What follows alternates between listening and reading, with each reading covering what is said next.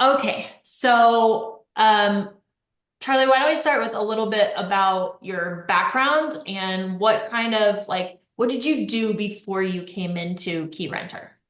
Yeah, sure. So I was active duty military. I was in the Navy for 6 years, living in Virginia Beach. Was on my way out. Didn't really know what I wanted to do, what industry I wanted to work in. I had an aunt that worked in real estate her whole life. I used to go to work with her in the city. She was a real estate broker in Manhattan. She lives in Florida now. So I always had that little inkling in my mind. Like I kind of like the real estate world. I wanted to get involved in the industry, and I just so happened to stumble across a job opening for Keyrenter Hampton Roads here for the BDM position. I set my interview up with you actually. That was my first interview was with you, kind of talking about the position and the role and what it entailed. And I loved it. And I came and I interviewed with the team here in person, and we kind of talked about what I'd be doing, my scope of work, of the role I would have, and I liked the idea. I liked the kind of the freedom involved with my role. And I kind of was able to just do whatever I wanted within that role and just kind of make it my own. So I love that idea. So I jumped on it and just kind of stumbled into the opportunity, honestly, and it's worked out really nicely. I love that. So, given that you have a little bit of a military background, have you focused any of your efforts in sales to target specifically those type of people? How have you kind of leveraged what you learned in the military and the relationships you built in your role today?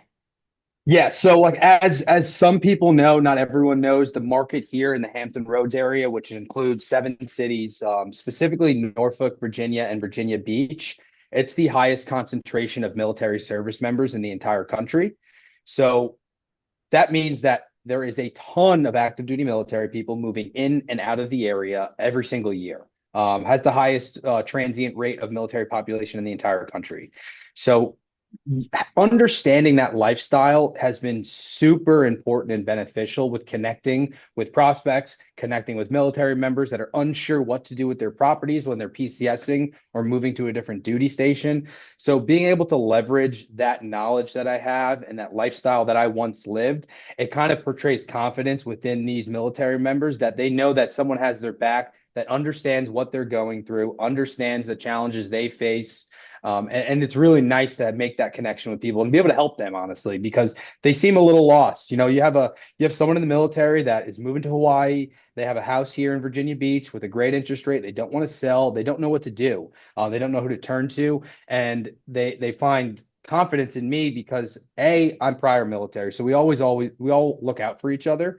Um, so it's been really nice to kind of lean on those experiences and help people, which is ultimately what we're doing at the end of the day. We're helping people achieve their goals. So it's not like a selfish position where I'm just trying to, you're just trying to get sales or you're just trying to, get as many properties onboarded as possible.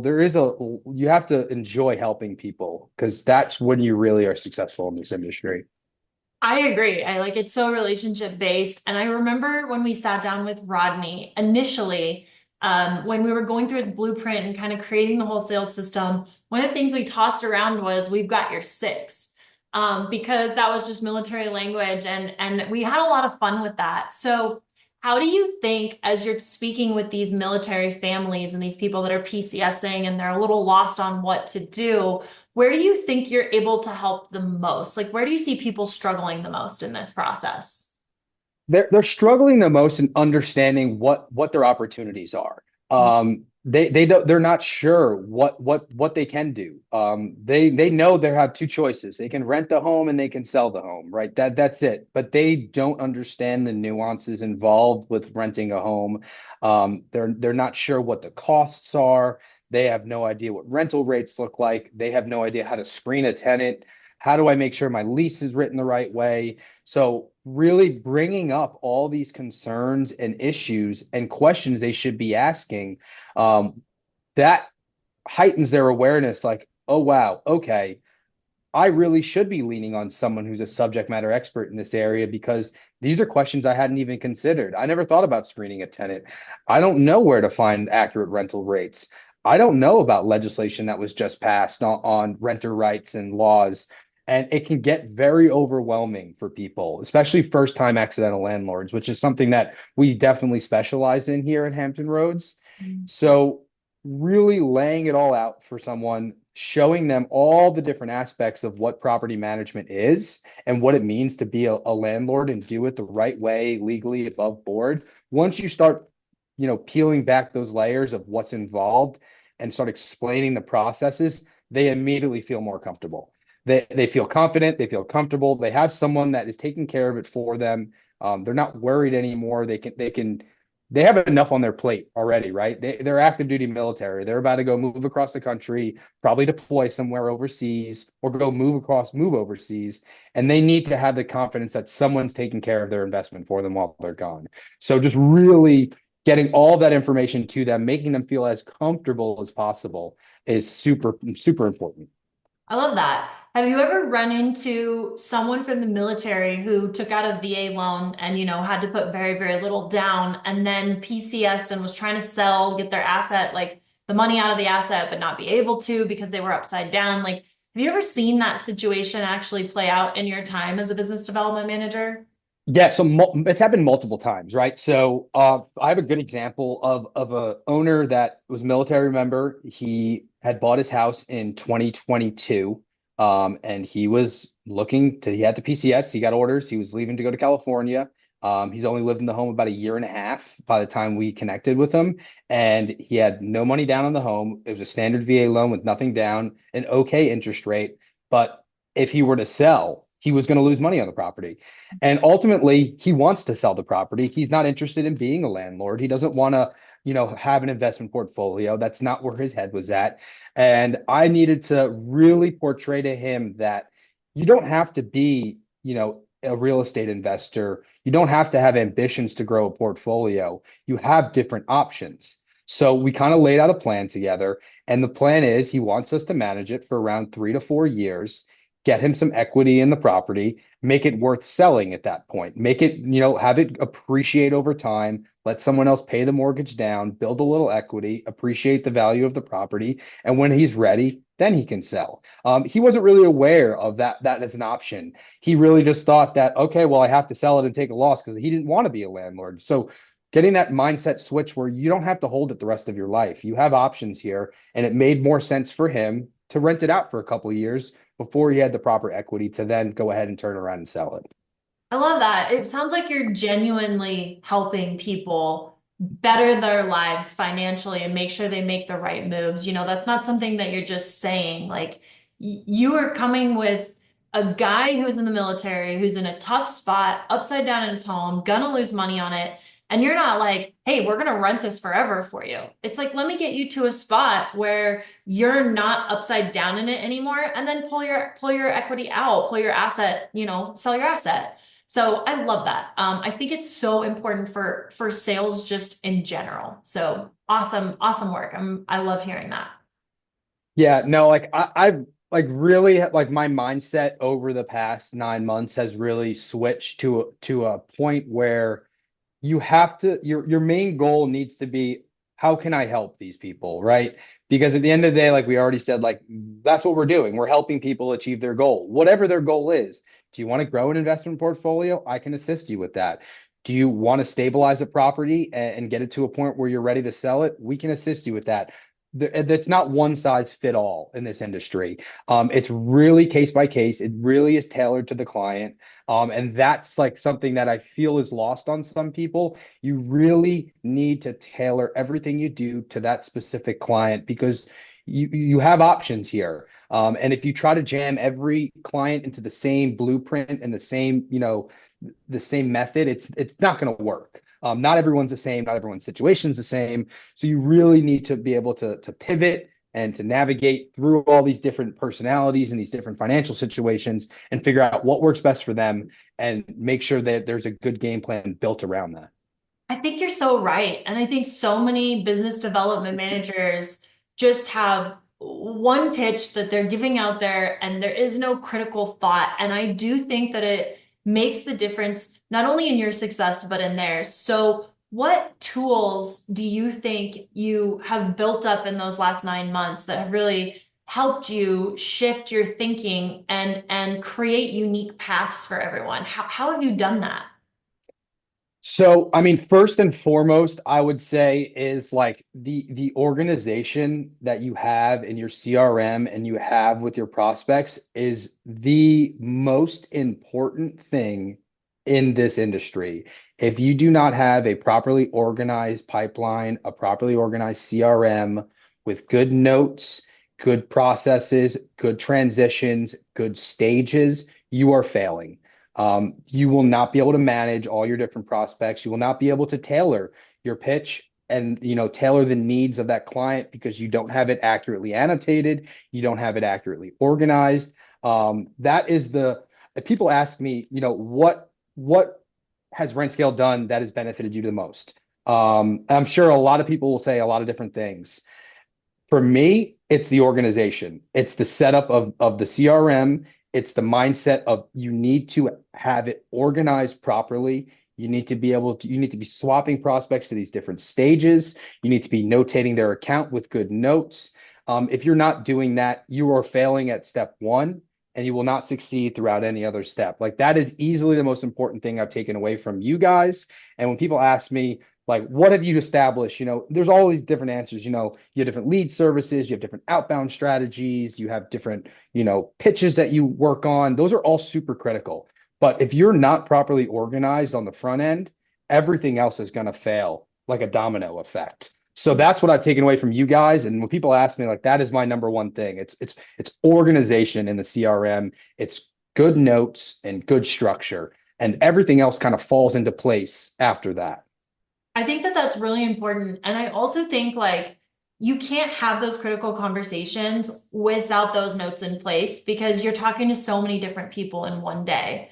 But when you have those critical conversations, what are some of your favorite questions that help you dive deep and help you, uncover what's actually going on with someone? Because, people don't just lay stuff out for you. You got to be a pioneer at asking the right questions. So what are some of your favorite ones that help you just understand where somebody's at and how you need to pivot and what direction you need to take? So this is going to sound really like general. But when I'm like first talking to a new prospect, right? I get them on the phone, we chit chat a little bit, we do a little background, who I am, who we are. Really, what I ask every time, and it works great. I ask this simply this. I go, can you tell me a little bit about what's going on with this property? Tell me your story. Tell me what the history is. I want you to just speak freely with me about what's going on here. Um, they kind of okay, and they kind of like now they're in storytelling mode. I want them to tell me a little story, and I want them to lead the conversation in a certain direction a little bit, and that's when issues are brought up. That's when pain points are brought up. I start understanding where their mindset's at. I can understand their tone of voice. Really getting that initial story from them, getting a little background and history on them and the property has benefited me greatly. I just want to know what's going on. Be very nonchalant about it. That's what's worked for me. It's been really great. And then once I get that history, that story about what's happening at the property, that's when I start picking up things. I start notating, I start writing things down, and then I start pointing direct questions based on the information they gave me. Questions like, obviously, what are the issues that you've been having with this tenant? Are they paying late? Or, what's your fear in renting the property out? You never know. And let's start uncovering things. But really, I think what's lost on people is like they have a script and they start asking specific questions and they don't let the prospects talk enough. They don't let them get their story out. They have a problem. They're coming to you because they have a problem. They wouldn't be coming to you if they didn't have one. So let them explain that story. Let them explain their problems. Hear them out. Actively listen, and then direct your questions back at them based on what they were telling you, and really leverage all the information they gave you because all the answers to the questions are in the questions they gave you. You already know what they are. So if you're not actively listening and hearing their story and hearing their pain and hearing their emotion, you're not going to be able to properly serve them and not be able to properly ask the right questions back to really make them feel comfortable and confident in your solutions for them.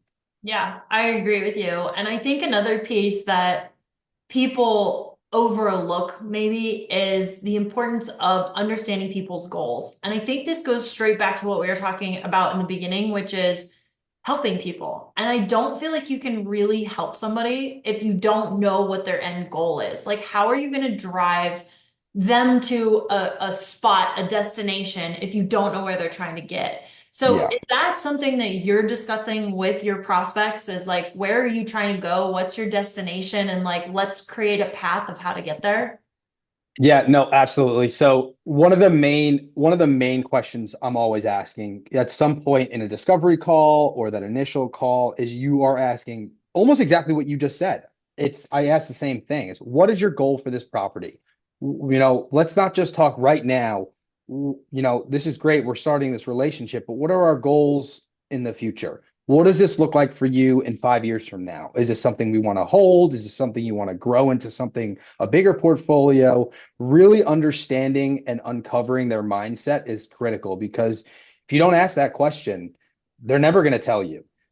They won't just go ahead, and most people won't just go out right and tell you what their goals are. They want you to figure that out for them. Mhm. So really asking the right pointed questions and uncovering where their mindset is at is so important. I agree. I think probing is one of the most underrated sales skills because I think the right questions share the features and benefits without us ever having to share them, and then we can story tell instead. And I just think it makes a huge difference. Okay, well, that's awesome. So I know your role has evolved a lot since you've been Yeah, at Hampton Roads. Tell me a little yeah. bit about that. Walk me through your journey there. Yeah, so I started in June of 24 here. Like I said, hired as the BDM. Started with you. Went through the coaching and training pipeline with you at RentScale, and just jumped in and started doing the traditional BDM stuff. Did that for about 6 months. And then we had a transition period back in November of 2024 where our COO was leaving the company.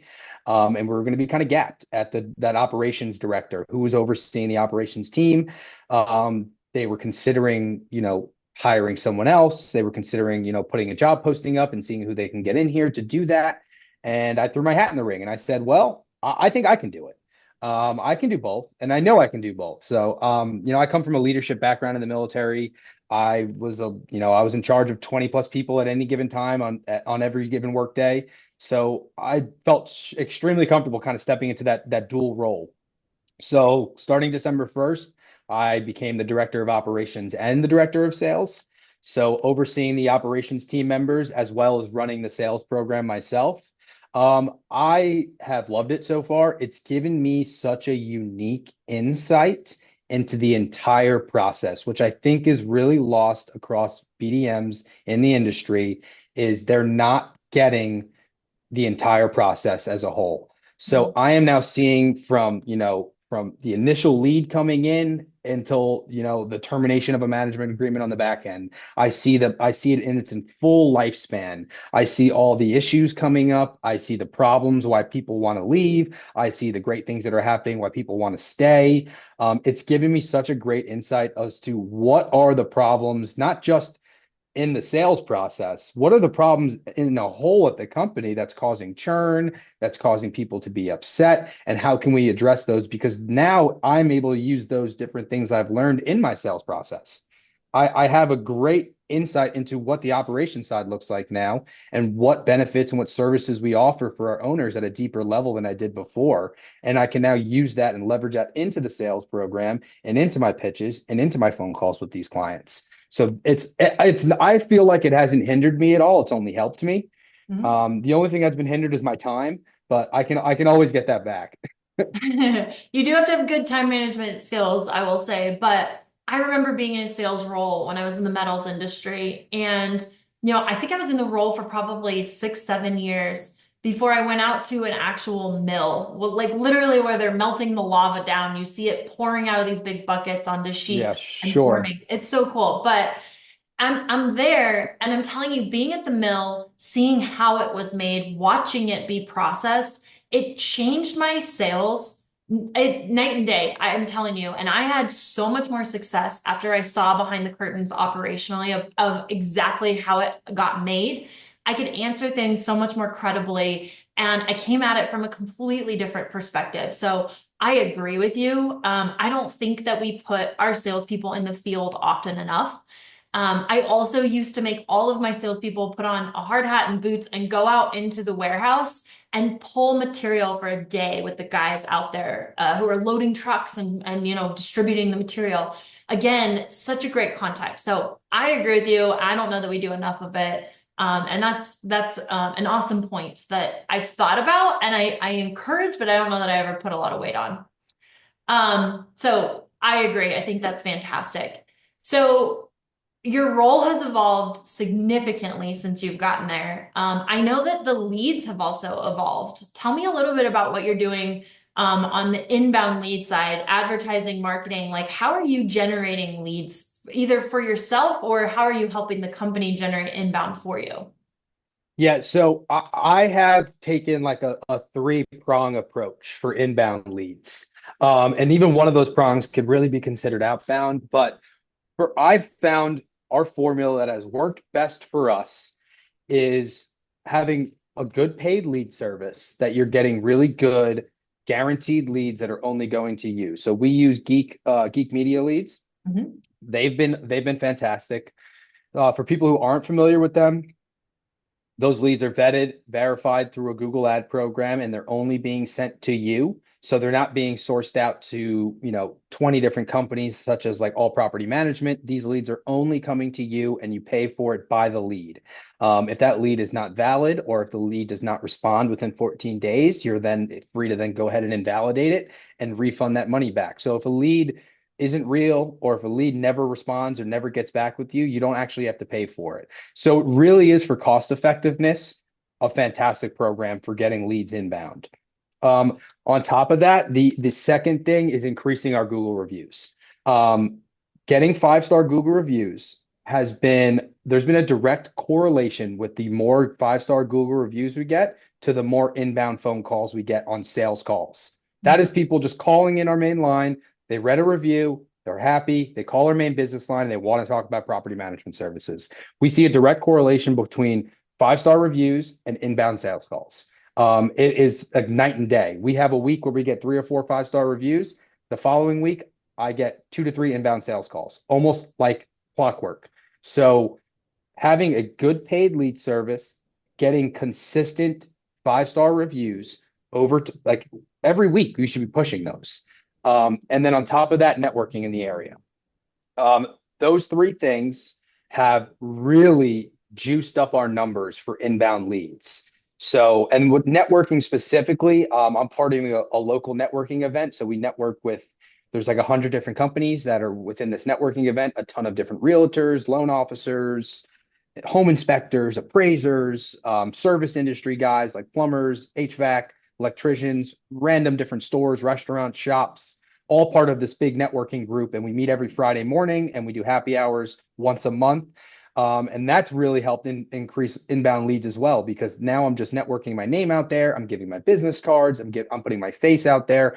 And when they have friends or family or clients that are looking for property management services, now they turn to me and Keyrenter. So those three things have really increased our inbound leads, because before that we really were getting none. It was really slow in inbound leads. So really having one good paid lead service, staying on top of your Google reviews, leveraging every positive interaction in the company you have into a 5-star review pays dividends later on. And getting out in the community and networking. If you're doing those three things, you will see an increase in inbound leads. There is no way you don't. And if you're not doing it, I think you're failing yourself in the company if you're not at least attempting to attack it that way. So I want to dive into the Google Leads and I want to dive into the networking a little bit more, but talk to me a little bit about some of the results you've seen since those things weren't necessarily in place when you came. I know you've implemented a lot of those things. So when you came in, give me round numbers. How many leads on average were you getting a month? Uh, but before that, I would say on average in a month, we had months where we were as low as like 2 or 3 inbound leads. Okay. On the high end, maybe 6 or 7. We've seen that completely change going into this new year. Getting inbound leads 20 or more within the last 2 months, which is like it's such a difference getting that going from 2 to 3 leads inbound a month to 20. Yeah. As long as your conversion rate is sitting at a decent number, you are then just in turn increasing the amount of doors you're bringing on per month. Yeah. So it's been super beneficial. Awesome. So, how long would you say it took you to get that system really up and running where you've got your Google reviews actually giving you results, your networking and your BNI actually turning? How long did each of those three segments take to actually produce good leads for you and then result in closed business? Start with the geek leads. I know those are pretty instant. They put them in, those people are at the top of the buyer's pyramid. They're like ready to buy. Yes. So talk a little bit about that. How long did it take you from the time you contacted Geek and got what you wanted to the time that it was starting to convert leads? Yeah. So we established our account with them at middle of November 2024. We were fully up and running by the first week of December 2024. And there's some fine tuning with the ad work. There's a little bit of an experimental phase with the Google program that you kind of got to go through. It's like the probationary phase of the new Google ad coming in. I would say about 2 months in total is really how long it took to get it fully established. From the minute we reached out, 2 months to get it fully established, up and running, then tweaked to what we wanted to see. Finding that sweet spot on price point per lead that we would start seeing optimal results. And then, after that 2 months, they were flowing in and they were converting at that point. We've converted, I think in total, since we've started, I've converted 11 doors from Geek Lead leads. Okay. So, and that's only really in 2.5 months of getting leads from them. So these are high quality, high converting leads to begin with. And with a little finesse and some good follow up, that number should increase even more. Yeah, absolutely. Okay. So now Google reviews. When did you start placing a bigger focus on the Google reviews? So December when I took over, that was like, we are getting hot and heavy on Google reviews. So what we've done company wide is we've incentivized Google reviews. So every single team member at the company gets $25 bonus per 5-star Google review they get. So Awesome. everyone is hot and heavy. They want to leverage, and I say it's every meeting we have. We've done company-wide meetings on Tuesday. And my saying is leverage every positive interaction into a 5-star Google review. There's no reason you should not. At least throw it out there, at least ask for it. It has been very nice to see the team like really loving it because who doesn't love to make a little extra money for just asking for a review? Plus, who doesn't like when someone says nice things about them? I know I do. I like Of when someone course. says nice things about me. Yeah. So it's a win-win for everyone, right? The company wins, we have better Google review ratings. The team members win because someone's saying nice things about them, and they get a little bonus at the end of the day. We've increased our Google review ratings. So since I've started it, we started at a 4.4. We've increased that to a 4.5. Now our next goal is 4.6, and we're not stopping. We're gonna every time we hit the next decimal point, we're shooting for the next one. So we have around 262 reviews in total. When I started on December 1st, we had about 230. So we've gotten almost 35-star reviews in that time, which then bumped our rating up to that 4.5, which has been really nice because everyone knows the more Google reviews you get, the higher you rank, the better SEO you have, the more organic searches you're going to get. So yeah, and on top of that, another important part about the reviews is there's such a benefit when you specifically ask the people writing your reviews to have your name in those reviews. You want the name recognition with the team members that work at your company, whether it's myself on a positive interaction with the client, getting a sale done and they want to write a nice thing about me, or it's one of my team members that's having a great interaction helping a tenant or a client out. Having that name recognition has been super nice because someone reads a great review about me and then a prospect reads that review online and then they're actually talking to Charlie when they call in. So that name recognition, I heard that this client had a great interaction with Charlie and he helped them get their home rented and they're so happy. And now I'm speaking to Charlie on the phone. So that is, people love that. They love that connection, They love that you're speaking to the people that people are speaking so highly of. That has helped, I think, in my conversion rate as well. Just that name recognition, that brand recognition through the Google reviews. So you put this in place in December. How many leads would you say you're getting? I know it's only been a couple of months, but how has it really changed? How many leads are you getting now per month? You think because somebody was like, "Hey, I saw you had a 5-star Google review," or you think it's driving maybe more traffic to your website? Yeah, so just so far in March, I've gotten 5 inbound leads, calls, just lead people calling in the main line and getting transferred to me, based off Google reviews, based off them seeing our ranking, they've read our reviews and they're calling in. That's just so far in the month of March. February was about 7 in total called in based off Google reviews. So I think it's just going to keep growing exponentially as we keep getting these reviews piling in. And I think it's really undervalued with like in the industry, like people know how important Google reviews are, but they're not putting processes in to really elevate those Google reviews, to really elevate the company standing within them. Like everyone says that, yeah, we know Google reviews are important, but what are you doing about it to get more? What are you doing about it to make sure those Google reviews are actually written the right way from these people? How are you incentivizing your team to get more Google reviews? These are all things that like in practice people want to be doing, but I don't think they're really implementing them. Yeah, I agree with you. Okay, so let's talk a little bit about the networking. That's more outbound. Is that the Yes. only outbound that you're doing, or are there other outbound strategies you guys are implementing? So I am doing other outbound strategies as well. I think since I've started this new role, my outbound definitely took a back seat because of me kind of getting used to the new role, me kind of fine tuning some operations processes, me rolling out new tech here at the office. That has been, that's been my priority since taking over. But we have started a large portfolio mailing campaign. I don't know if Reese or Hannah kind of ran you through what I've been doing. So what it is through the Discover tool, I am using the portfolio finder that we bought from them, and I am sourcing every week 15 to 20 targets of large portfolio owners in the area. And what I'm doing is I am putting them on a 4-week letter campaign that is direct mail to them. So I am mailing out a 4-week campaign, 1 letter a week to these people. And it's based off if they are a self-managing owner or if they are with another property management company. The methodologies and psychologies and the campaigns are a little different. So I put them on a different campaign. I am kind of in the first initial phase of doing that right now.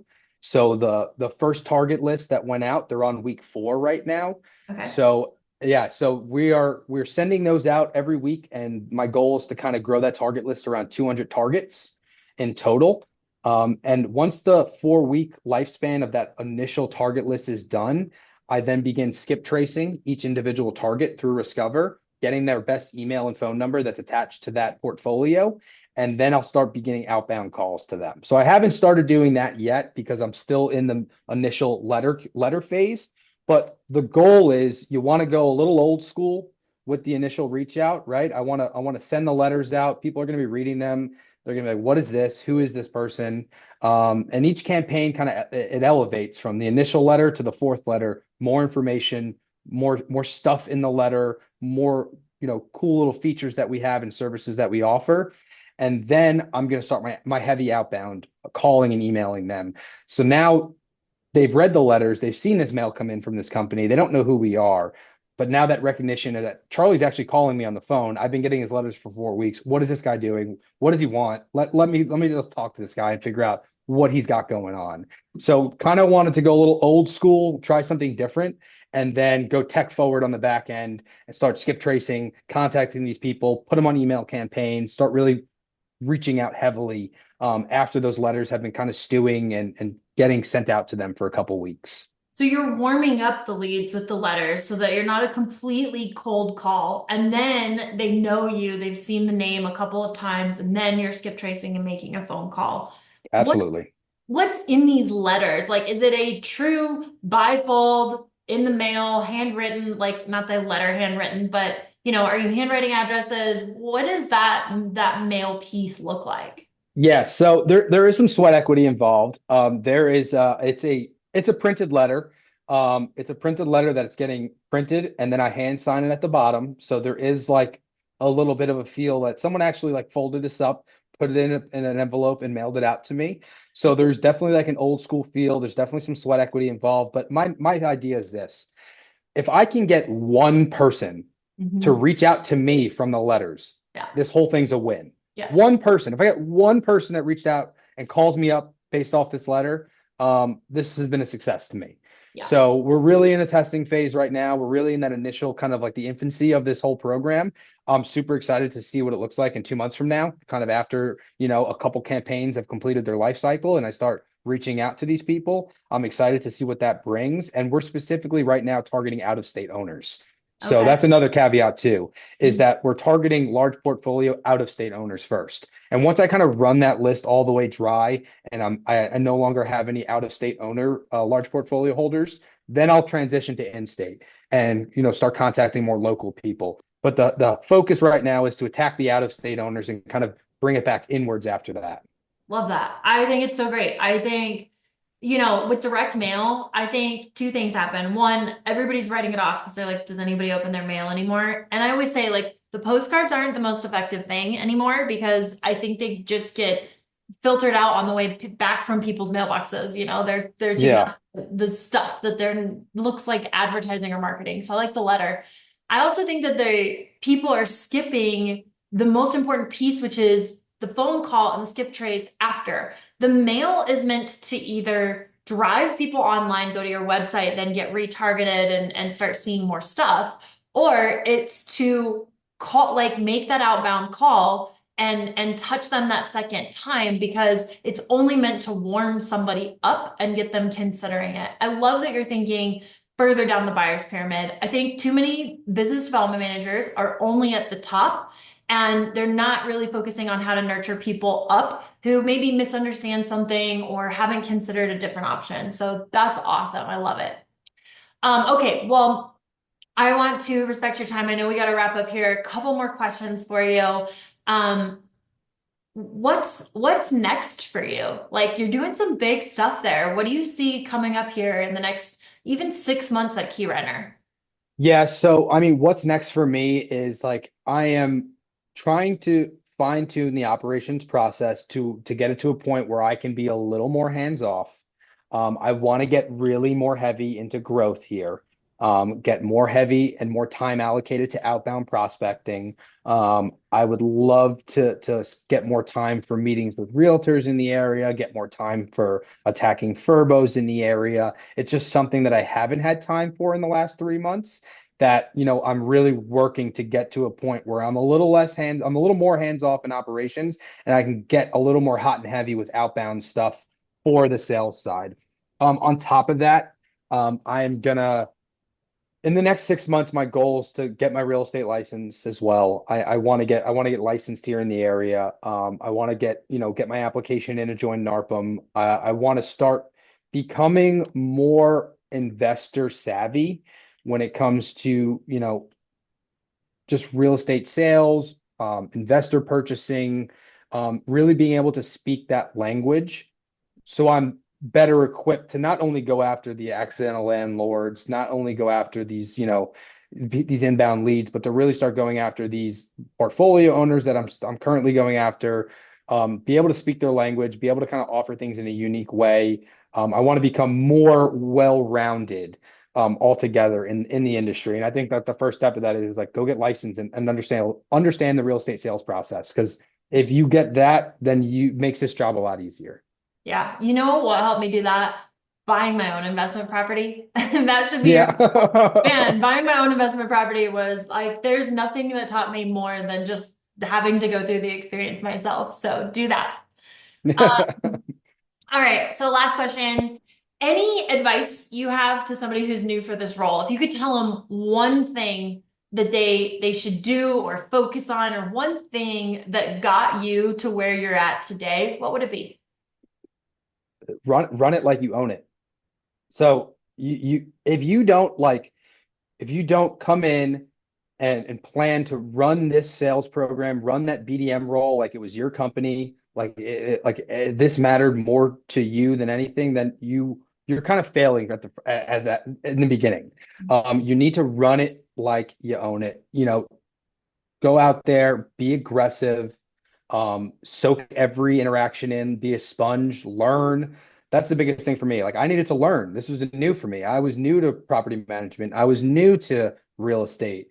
You need to go in and be ready to receive an education because if you're not, you're not gonna do this job the right way. So that is my biggest thing. It's like go in ready to learn, ready to understand all the nuances that are involved with property management and real estate.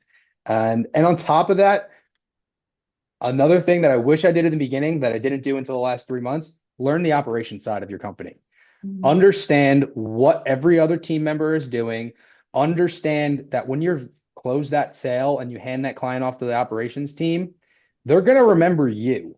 You're the one that sold them that product. So if you don't have a full understanding of all the capabilities of your company, all the services that are being offered, all the different team members that work for you and work with you at the company, if you don't get an entire kind of grasp and overhead view of what you guys are doing, then that can lead to a lot of problems on the back end. Unhappy clients. That is so has been so important for me to like really understand that. And then managing expectations. You Yeah. know, don't ever sell something that you can't actually live up to.